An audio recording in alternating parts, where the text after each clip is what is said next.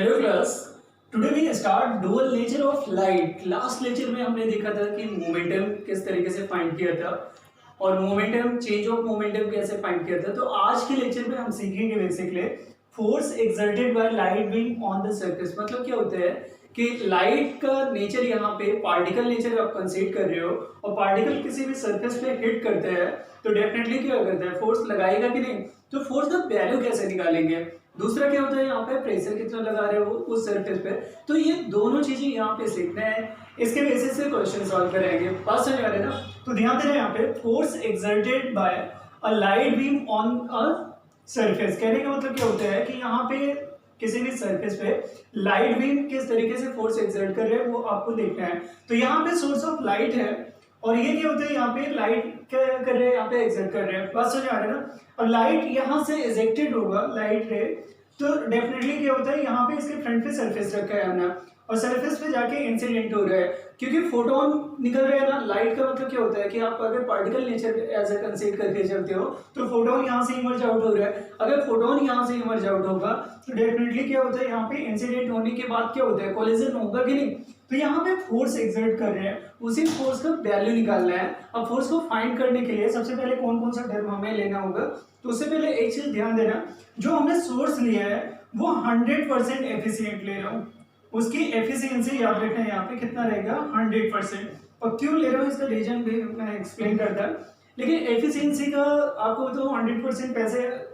क्या होते हैं, सम अमाउंट ऑफ देखा जाए तो साउंड के फॉर्म में एनर्जी लॉस हो जाता है। तो 100% लाइट एनर्जी में नहीं जा सकता है, कुछ ना कुछ परसेंट क्या होता है यहाँ पे साउंड के फॉर्म में या अदर फॉर्म में क्या होता है, एनर्जी लॉस हो जाता है, हीट के फॉर्म में लॉस हो जाता है। दैट्स वाई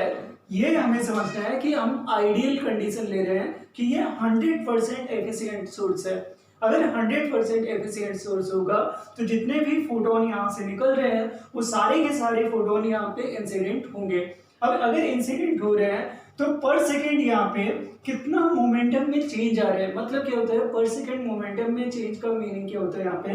कि फोर्स कितना लगा रहा है। भाई न्यूटन सेकेंड लॉ सबको पता है ना, rate of change of momentum किसके बराबर होता है, एक्सटर्नल फोर्स के। तो यहाँ भी वही कंडीशन हो रहा है। अब फोर्स का वैल्यू निकालना है तो सबसे पहले मैं नंबर ऑफ फोटोन पर सेकेंड जो इमर्ज आउट हो रहे हैं यहाँ पे उसका वैल्यू, जो लास्ट लेक्चर में मैंने समझाया भी था, क्या होगा यहाँ पे पी लैम्डा और इधर क्या होता है यहाँ पे एच सी वाई क्या होता है यहाँ पे P lambda by H C. ठीक है ना। एक चीज और ध्यान देना है यहाँ पे, इसी को चाहे pressure divided by power divided by energy या क्या होता है यहाँ पे power divided by H new, आपकी मर्जी है। लेकिन मैं यहाँ पे क्या ले रहा हूँ, पावर और इधर क्या होता है यहाँ पे lambda divided by H C, where P is the power और किसका, सोर्स का। तो यहाँ पे क्या होता है सोर्स, यहाँ पे पावर ऑफ सोर्स। दूसरा क्या होता है यहाँ पे पी। अब ये क्या होता है मोमेंटम ऑफ ईच फोटोन। तो जो मोमेंटम मतलब जो फोटोन निकल रहे हैं उसका मोमेंटम क्या होगा यहाँ पे। तो ध्यान देना यहाँ पे पी से रिप्रेजेंट कर रहे हो और ये क्या होता है यहाँ पे H by lambda. It is also भी लास्ट लेक्चर यहाँ पे समझाया था, छोटे छोटे पॉइंट है लास्ट लेक्चर में समझाया था, इसे समझ में आ रहा है ना। तो इसलिए क्या होता है यहाँ पे कि अगर हमें नंबर ऑफ फोटोन मालूम है और साथ साथ क्या होता है यहाँ पे मोमेंटम पता है तो निकालना क्या है, if the beam is incident on a black body. अब ये सबसे मेन पॉइंट है, थर्मोडायनेमिक्स जिन बच्चों ने पढ़ा होगा उनको पता होता है कि रिफ्लेक्टिंग सरफेस और या ब्लैक सरफेस क्या होता है, मतलब ब्लैक बॉडी क्या होता है, रिफ्लेक्टिंग बॉडी क्या होता है, या फिर क्या होता है 100% रिफ्लेक्टिव या ट्रांसमिटेड बॉडी क्या होता है। तो वहीं से कॉन्सेप्ट लिया जा रहा है। यहाँ पे क्या होता है, if the beam is incident on a black body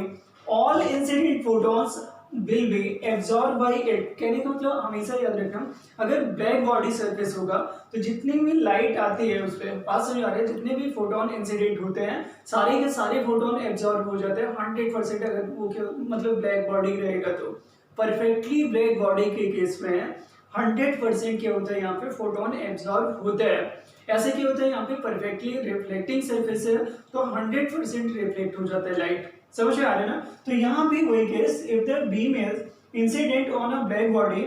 all incident photons will be absorb by it. ठीक है ना। Hence total momentum absorb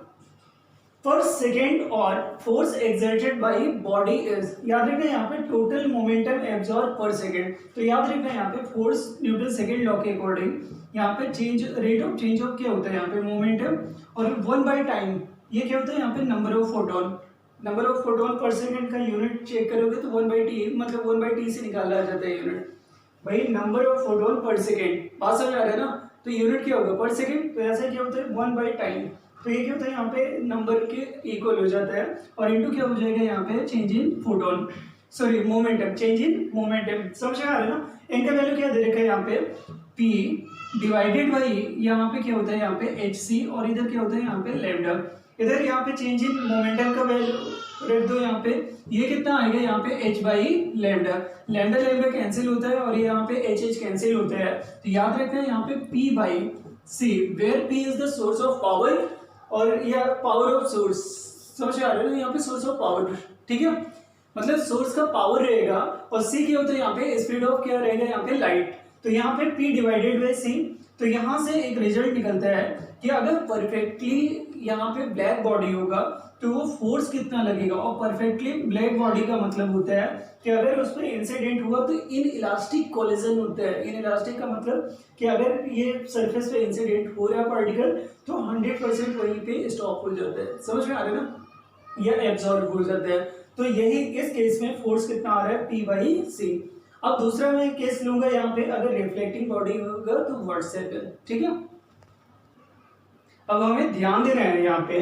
perfectly black body होगा या 100% एब्जॉर्ब करने वाला सरफेस होगा, तो फोर्स जो भी लाइट लगा रहे हैं उस पे सरफेस पे, उसका वैल्यू क्या होता है यहाँ पे power divided by speed of light, where p क्या होगा यहाँ पे सोर्स ऑफ पावर, मतलब पावर क्या होता है यहाँ पे सोर्स का पावर होता है। अब अगर इसी जगह पे यहाँ पे 100% रिफ्लेक्टिंग सरफेस है, मतलब परफेक्टली रिफ्लेक्टिंग सरफेस, तो याद रखना परफेक्टली रिफ्लेक्टिंग सरफेस में यहाँ पे अगर फोर्स का वैल्यू देखा जाए तो 2p/c आता है। अब ये कैसे आता है तो इसका रीजन सुनना है यहाँ पे, अगर लाइट इंसिडेंट हो रहा है परफेक्टली तो यहाँ पे क्या होता है, ये 1% एब्जॉर्ब नहीं होगा, या 100% रिफ्लेक्ट हो जाता है, और 100% रिफ्लेक्ट होगा तो चेंज इन मोमेंटम क्या होगा 2 टाइम्स ऑफ इनिशियल वैल्यू, और 2 टाइम्स ऑफ इनिशियल वैल्यू अगर देखा जाए तो कितना होगा यहाँ पे 2, और इधर क्या होता है यहाँ पे p लैम्डा डिवाइडेड बाई क्या होता है यहाँ पे h से, और ये क्या होता है यहाँ पे change in momentum in case of अगर देखा जाए यहाँ पे तो परफेक्टली रिफ्लेक्टिंग बॉडी, तो यहाँ पे फोर्स क्या होता है यहाँ पे 2p बाई कितना हो जाता है यहाँ पे c। अब यहाँ पे परफेक्टली रिफ्लेक्टिंग बॉडी के लिए 2p/c आ रहे हैं, और परफेक्टली ब्लैक बॉडी के लिए अगर देखा जाए तो p बाई कितना आ रहा है यहाँ पे c। अब एक चीज ये ध्यान दे रहे हैं यहाँ पे कि परफेक्टली रिफ्लेक्टिंग बॉडी रहेगा तो यहाँ पे एब्जॉर्ब, यहाँ पे जैसे परफेक्टली ब्लैक बॉडी है तो यहाँ पे क्या होता है कोफिशिएंट ऑफ एब्जॉर्प्शन इसका वैल्यू 1 होता है, और कोफिशिएंट ऑफ रिफ्लेक्शन का वैल्यू 0 रहेगा। परफेक्टली रिफ्लेक्टिंग बॉडी में यहाँ पे कोफिशिएंट ऑफ एब्जॉर्प्शन कितना होगा यहाँ पे 0, कोफिशिएंट ऑफ रिफ्लेक्शन कितना रहेगा यहाँ पे 1। इसका कारण यहाँ पे उन बच्चों को समझ में आ जाता है जो थर्मोडायनेमिक्स पढ़े होंगे तो उनको यहाँ पे समझ में आ जाता है, रेडिएशन करके चैप्टर है, बात समझ आ रहा है हीट ट्रांसफर में, तो वहाँ पे अच्छे से ये चीज एक्सप्लेन किया जाता है। तो यहाँ से एक कंक्लूजन निकलता है कि अगर नॉर्मल बॉडी हुआ तो क्या यहाँ पे रिजल्ट आएगा, समझ आ रहा है यहाँ पे नॉर्मल बॉडी के केस में क्या रिजल्ट निकलता है। अब ये ध्यान देना for a normal body a+r किसी भी बॉडी के लिए हमेशा याद रखना 1 के बराबर होते हैं, बस यार कोई भी बॉडी अगर लेते हो तो coefficient of absorption coefficient of reflection दोनों को ऐड करोगे तो यहाँ पे 1 के बराबर आएगा, और यहाँ से आप यहाँ पे एक मेन कंक्लूजन निकालोगे कि फॉर अ नॉर्मल बॉडी, तो याद रखना यहाँ पे जैसे नॉर्मल बॉडी में बोल सकते हैं कि यहाँ पे 40% तो एब्जॉर्ब कर रहे हैं और 60% रिफ्लेक्ट कर दे रहा है, तो यहाँ पे 40% तो क्या होगा मोमेंटम में जो चेंज आएगा पर सेकेंड वो किसके कारण एब्जॉर्प्शन के कारण, और 60% क्या आएगा यहाँ पे रिफ्लेक्शन के कारण। तो यहाँ पे फोर्स का value due to reflection plus क्या होता है फोर्स ड्यू टू क्या होता है यहाँ पे एब्जॉर्प्शन, बात समझ आ रहा है, नेट फोर्स के बराबर आएगा कि नहीं, मतलब rate of change of momentum अगर देखा जाए तो ड्यू टू रिफ्लेक्शन प्लस क्या होता है यहाँ पे एब्जॉर्प्शन। रिफ्लेक्शन के कारण अगर देखा जाए तो यहाँ पे क्या लिखोगे, तो याद रखना यहाँ पे एक कोफिशिएंट का टर्म यूज कर रहा हूँ, लेकिन रिफ्लेक्शन के कारण यहाँ पे वैल्यू का अगर देखा जाए तो क्या रखोगे रिजल्ट, तो यहाँ पे ध्यान देना ड्यू टू रिफ्लेक्शन, बात समझ आ रहा है, ड्यू टू रिफ्लेक्शन अगर देखा जाए तो यहाँ पे फोर्स का वैल्यू कितना हो जाएगा, तो यहाँ पे रिफ्लेक्शन के कारण यहाँ पे P और इंटू क्या होता है यहाँ पे P इंटू हो जाएगा लैम्डा डिवाइडेड बाई एच से, बात समझ आ रहा है, ड्यू टू रिफ्लेक्शन यहाँ पे 2 से मल्टीप्लाई, और यहाँ पे एक चीज ये भी ध्यान देना, ये रिजल्ट सॉरी यहाँ पे ये चीज थोड़ा रॉन्ग जा रहा है, P डिवाइडेड बाई क्या होता है यहाँ पे C 2 टाइम्स, और ये ध्यान दे रिफ्लेक्शन के केस में R से मल्टीप्लाई कर दो, और एब्जॉर्प्शन के केस में क्या होता है यहाँ पे यहाँ पे क्या होता है P divided by C into a आ जाएगा। तो यहाँ से कॉन्क्लूजन ये निकलता है यहाँ पे कि लगे तो R के वैल्यू यहाँ से रख दो, R के वैल्यू कितना आएगा यहाँ पे A माइनस 1, करेक्ट, 1 माइनस क्या आ जाएगा यहाँ पे A, अगर 1 माइनस A रखोगे यहाँ पे तो 2P बाई C, और इधर क्या होता है यहाँ पे R के प्लेस पे 1 माइनस A आ रहा है plus P divided by C, और इंटू क्या आ रहा है यहाँ पे A, और यहाँ पे P बाई C अगर कॉमन करते हो यहाँ पे तो 2 1 माइनस A, और इधर प्लस क्या होता है यहाँ पे A, सॉल्व करके जो फाइनल रिजल्ट आता है यहाँ पे P बाई कितना हो जाएगा यहाँ पे C, और इधर क्या होता है यहाँ पे 2 माइनस कितना हो जाएगा यहाँ पे प्लस A। समझ में आ रहा है ना, यहाँ पे 2 प्लस A आना चाहिए, चेक कर लेना आप सॉल्व करके। तो याद रखना यहाँ पे एक जनरल बॉडी के लिए, यहाँ पे जनरल बॉडी के लिए अगर देखा जाए तो याद रखना यहाँ पे फोर्स जो भी लगते हैं उस बॉडी पे किसके कारण, सोर्स ऑफ लाइट के कारण, उसका रिजल्ट क्या होता है यहाँ पे P बाई C, और 2 प्लस कितना आएगा यहाँ पे A। तो चेक कर लेना यहाँ पे कुछ रॉन्ग तो नहीं है, यहाँ पे R का वैल्यू मैंने रखा है, R का वैल्यू क्या होता है 1 माइनस A होगा, और याद रखना है एनी बॉडी के लिए यहाँ पे क्या होता है A प्लस और A प्लस R का वैल्यू कितना होगा 1 के बराबर रहेगा, और यहाँ पे अगर देखा जाए तो R का वैल्यू देखा जाए तो कितना हो गया 1 माइनस A आ रहा है कि नहीं, 1 माइनस A आ रहा है, तो बस वैल्यू रखा है यहाँ पे 1 माइनस A, और यहाँ पे कॉमन किया गया हमने P बाई C, दोनों रिजल्ट में P बाई C कॉमन किया है, तो यहाँ पे 2 multiply by 1 minus A plus क्या होता है यहाँ पे A आ रहा था, इसी को सॉल्व करके P बाई क्या होता है यहाँ पे C, और इधर 2 प्लस A आ रहा है। तो याद रखना यहाँ पे नॉर्मल बॉडी के लिए, जनरल बॉडी के लिए, तो ये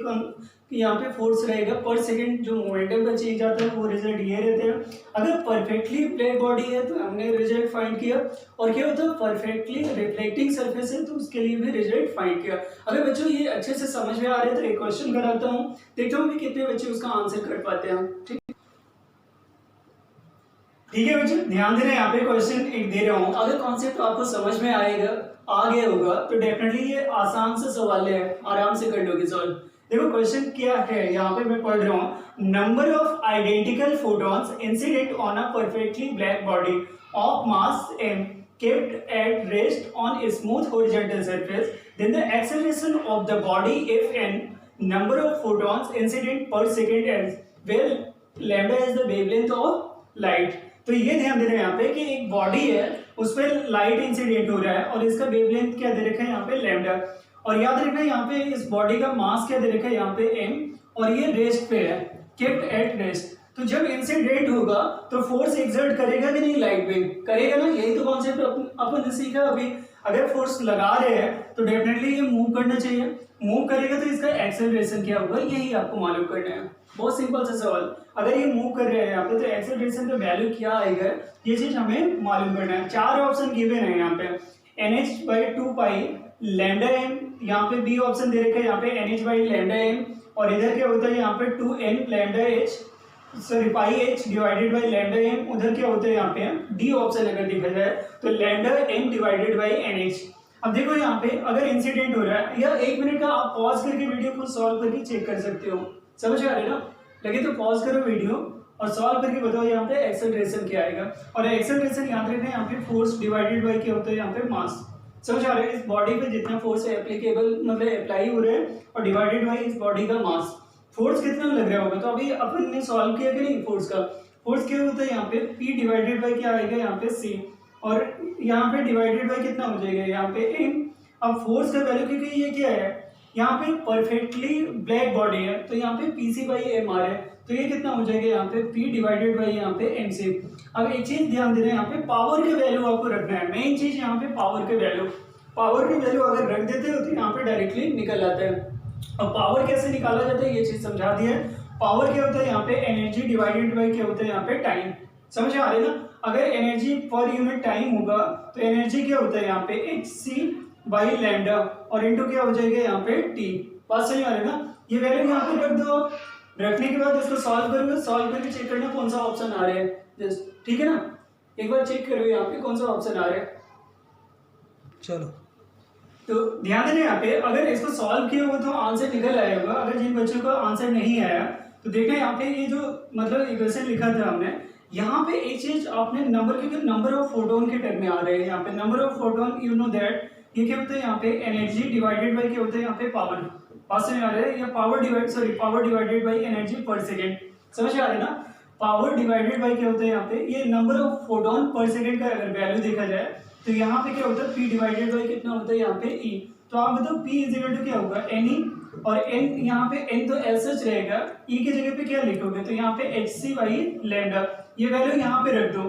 देखो यहाँ पे बहुत सिंपल है सॉल्व करना है। यहाँ पे एक्सेलरेशन मैंने क्या बोला, यहाँ पे फोर्स डिवाइडेड बाई क्या होता है यहाँ पे मास, समझ आ रहा है। इस बॉडी पे कितना फोर्स अप्लाई हो रहा है और इस बॉडी का मास डिवाइड कर दो उस बॉडी के मास से, तो रिजल्ट निकल आता है। अब फोर्स के जगह पे अगर देखा जाए तो यू नो दैट यहाँ पे P डिवाइडेड बाई C और इनटू क्या होता है यहाँ पे M, where P is the source of power,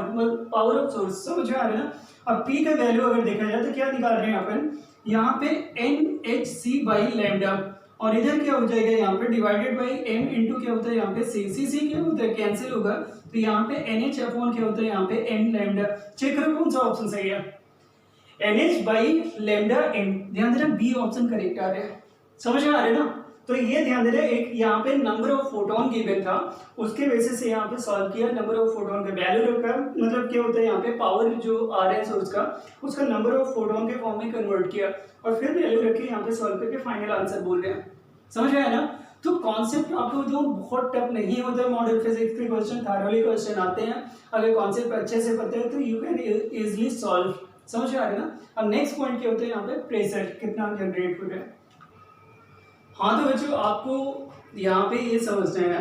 कि पावर तो ऑलरेडी हो रखा था, लेकिन प्रेशर देखो, फोर्स अगर किसी सरफेस को लग रहा है तो प्रेशर भी तो निकालना होगा कि नहीं भाई। अगर सरफेस होगा तो एरिया तो होता है ना, तो फोर्स पर यूनिट एरिया क्या होता है यहाँ पे प्रेशर। तो वही रेडिएशन प्रेशर कैसे मालूम किया जाता है, इस पे भी क्वेश्चन आते हैं,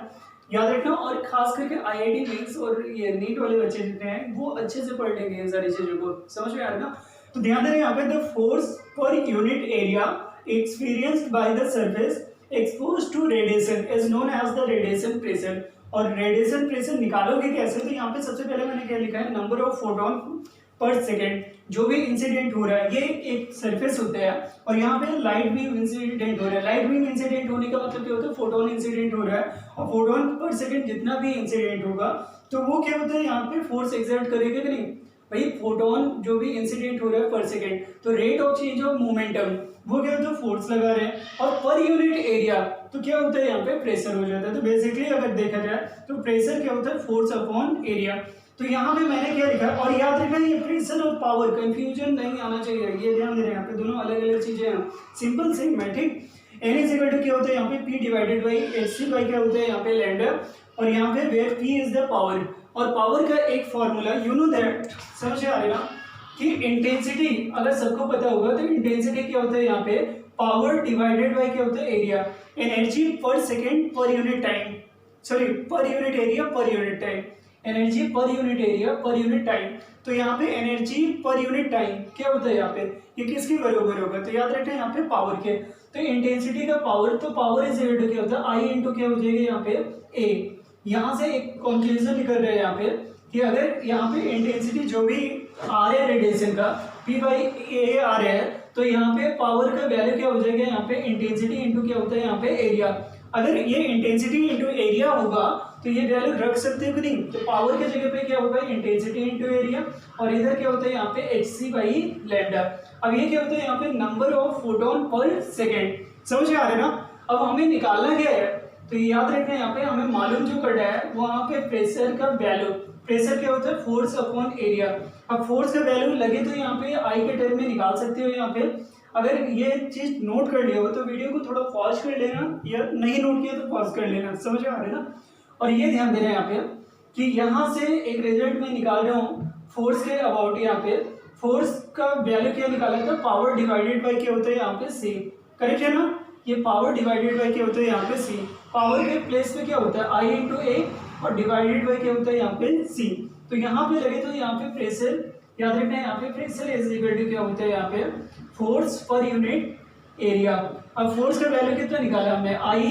A डिवाइडेड बाई C, और इधर डिवाइडेड बाई क्या होता है यहाँ पे A। ए क्या होगा, मतलब एरिया एरिया कैंसिल हो जाता है, तो यहाँ से प्रेशर का जो रिजल्ट आता है वो कितना हो जाएगा यहाँ पे आई बाई क्या होता है यहाँ पे से, याद रखना। लेकिन ये जो रिजल्ट हमने फाइंड किया है ये क्या होता है यहाँ पे, अगर ये परफेक्टली ब्लैक बॉडी होगा, परफेक्टली ब्लैक बॉडी के लिए निकाला है हमने, अगर यहाँ पे परफेक्टली ब्लैक बॉडी की जगह पे रिफ्लेक्टिंग सरफेस होता है परफेक्टली, तो ये रिजल्ट चेंज हो जाता है। तो परफेक्टली रिफ्लेक्टिंग सरफेस के लिए, अगर ये जिन्होंने नहीं नोट किया वीडियो को पॉज करके नोट कर सकते हो। यहाँ पे दूसरा मैं केस ले रहा हूँ, अगर क्या होता है यहाँ पे perfectly reflecting body, perfectly reflecting body, याद रखना इसके केस में फोर्स का वैल्यू कितना आ रहा था 2p डिवाइडेड बाई c, तो आप बताओ प्रेशर कितना आ जाएगा, और p की जगह पे क्या रख सकते हो i into A divided by कितना हो जाएगा यहाँ पे c, i क्या होता है इंटेंसिटी, a क्या होता है एरिया, c क्या होता है यहाँ पे स्पीड ऑफ लाइट। तो यहाँ पे पावर सॉरी प्रेशर अगर देखा जाए तो प्रेशर का रिजल्ट क्या आता है यहाँ पे, pressure is equal to force upon area. तो यहाँ पे क्या होता है फोर्स का वैल्यू 2ia बाई कितना होगा यहाँ पे c, और इधर क्या होता है एरिया, एरिया एरिया क्या होगा कैंसिल, तो यहाँ पे 2i डिवाइडेड बाई c, ये किसका वैल्यू आ रहा है यहाँ पे प्रेशर का। तो याद रखें यहाँ से प्रेशर का किसके लिए, परफेक्टली रिफ्लेक्टिंग बॉडी के लिए, और क्या होता है यहाँ पे परफेक्टली ब्लैक बॉडी के लिए प्रेशर का फॉर्मूला क्या होता है I बाई सी होगा, और परफेक्टली रिफ्लेक्टिंग बॉडी के लिए 2 टाइम्स हो जाता है। तो ये याद रखना है हमें। अब इसी तरीके से जनरल बॉडी के लिए यहाँ पे, ये नॉर्मल बॉडी के लिए देख लेते हैं यहाँ पे प्रेशर का फॉर्मूला क्या रहेगा। हाँ बच्चों, तो यहाँ पे फॉर नॉर्मल बॉडी पे चल रहे हैं, लेकिन एक चीज मैं समझा दे रहा हूँ यहाँ पे, परफेक्टली ब्लैक बॉडी समझ में आ रही है ना, परफेक्टली ब्लैक बॉडी के केस में इसका एग्जाम्पल क्या होता है, तो आपको होता है ब्लैक होल, समझ में आ रहे हैं ना, ब्लैक लैम्प, बस समझ आ रहे हैं, ये सारे एग्जांपल परफेक्टली ब्लैक बॉडी के नियर अबाउट माने जाते हैं। मतलब ब्लैक लैम्प को भी नियर अबाउट क्या होता है परफेक्टली, ऐसे दुनिया में कोई परफेक्टली बॉडी अचीव नहीं हुआ परफेक्टली ब्लैक बॉडी, लेकिन लैम्प ब्लैक जो होता है, लैम्प ब्लैक, बात समझ आ रहे हैं ना, देखा होगा लैम्प ब्लैक, तो उसको माना जाता है नियर अबाउट क्या होता है परफेक्टली ब्लैक बॉडी के। ये ब्लैक होल सबसे बेस्ट एग्जांपल होता है परफेक्टली ब्लैक बॉडी का। तो याद रखना यहाँ पे उसके लिए रिजल्ट हमने क्या निकाला है यहाँ पे प्रेशर का, तो यहाँ पे आ रहा था आई डिवाइडेड बाई कितना आ रहा था सी, और इसी तरीके से क्या होता है यहाँ पे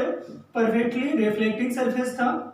ये रिफ्लेक्टिंग बॉडी है, तो यहाँ पे P is equal to 2i by क्या होता है यहाँ पे सी। लेकिन आपको और याद रखना परफेक्टली रिफ्लेक्टिंग बॉडी का एग्जांपल अगर देखा जाए तो मिरर, याद रखना यहाँ पे mirror is the best example of perfectly reflecting body, और परफेक्टली ब्लैक बॉडी का black hole is the best example. तो ध्यान देना यहाँ पे आपको रियल लाइफ में क्या होता है कि यहाँ पे परफेक्टली ना तो ब्लैक बॉडी मिलता है ना तो परफेक्टली रिफ्लेक्टिंग बॉडी, तो कैसा नॉर्मल बॉडी मिलता है ना। तो नॉर्मल बॉडी पे आप बताओ प्रेशर, रेडिएशन का प्रेशर क्या होगा यहाँ पे, ये रेडिएशन प्रेशर का वैल्यू कितना आएगा। तो ध्यान देना यहाँ पे नॉर्मल बॉडी के लिए अगर देखूँ मैं, तो यहाँ पे प्रेशर इज इक्वल टू क्या होता है pressure due to reflection, pressure due to क्या होता है यहाँ पे क्या हो जाएगा यहाँ पे अगर देखा जाए तो एब्जॉर्प्शन। बात समझ आ रही है, क्यों बोल रहा हूँ, क्योंकि मान लो ऐसी बॉडी है जो एनर्जी उस पर इंसिडेंट हुई वो 50% तो क्या कर रहे हैं एब्जॉर्ब कर रहे हैं, 50% क्या कर रहे हैं रिफ्लेक्ट कर रहे हैं। तो ऐसी बॉडी में दोनों का प्रेशर देखा जाएगा ना। तो याद रखें यहाँ पे प्रेशर ड्यू टू रिफ्लेक्शन अगर रखोगे तो रिफ्लेक्शन के कारण यहाँ पे करंट कितना आ जाएगा 2i डिवाइडेड बाई सी, और इंटू क्या होता है यहाँ पे कोफिशिएंट ऑफ रिफ्लेक्शन, प्लस क्या होता है यहाँ पे i बाई क्या होता है यहाँ पे c, और इंटू क्या होता है यहाँ पे a। अब यहाँ से एक कंक्लूजन निकलता है यहाँ पे कि अगर ये टोटल प्रेशर नॉर्मल बॉडी के लिए देखा जाए तो ये क्या होता है i बाई कितना हो जाएगा c, और इधर 2r प्लस क्या होता है यहाँ पे a। You know that any body a plus r का वैल्यू 1 रहेगा, समझ आ रहा है कहने का मतलब। यहाँ पे अगर एब्जॉर्प्टिव कोफिशिएंट ऑफ एब्जॉर्प्शन और कोफिशिएंट ऑफ रिफ्लेक्शन दोनों को ऐड करोगे तो ये 1 के बराबर आते हैं। तो याद रखना यहाँ से r का वैल्यू लगे तो सॉल्व कर लो तो कितना आएगा यहाँ पे 1 माइनस कितना हो जाएगा यहाँ पे a। अब ये वैल्यू रख दोगे यहाँ पे तो p बिकम्स टू कितना आएगा यहाँ पे i बाई सी। तो ध्यान देना यहाँ पे i बाई सी आ रहा है, इधर 2 और 1 माइनस a आ रहा है प्लस a आ रहा है। इसको सॉल्व करके जो फाइनल रिजल्ट आएगा i बाई कितना हो जाएगा यहाँ पे c, और इधर क्या होता है यहाँ पे 2 प्लस कितना आ जाएगा यहाँ पे 8। याद रखना ये किस बॉडी के लिए, अगर नॉर्मल बॉडी है तो यहाँ पे रेडिएशन का प्रेशर का वैल्यू कितना आ जाएगा यहाँ पे I/C, और इधर क्या होता है यहाँ पे 2+A। याद रखिए इसके बेसिस से भी क्वेश्चन आपको मिल जाएंगे। तो कॉन्सेप्ट छोटे छोटे कॉन्सेप्ट हैं मॉडर्न फिजिक्स के, आपको अच्छे से पढ़ना है, समझना है अच्छे से। ये सारी चीज़ें आसान लगती हैं, समझ में आ रही है ना। तो बस आज के लिए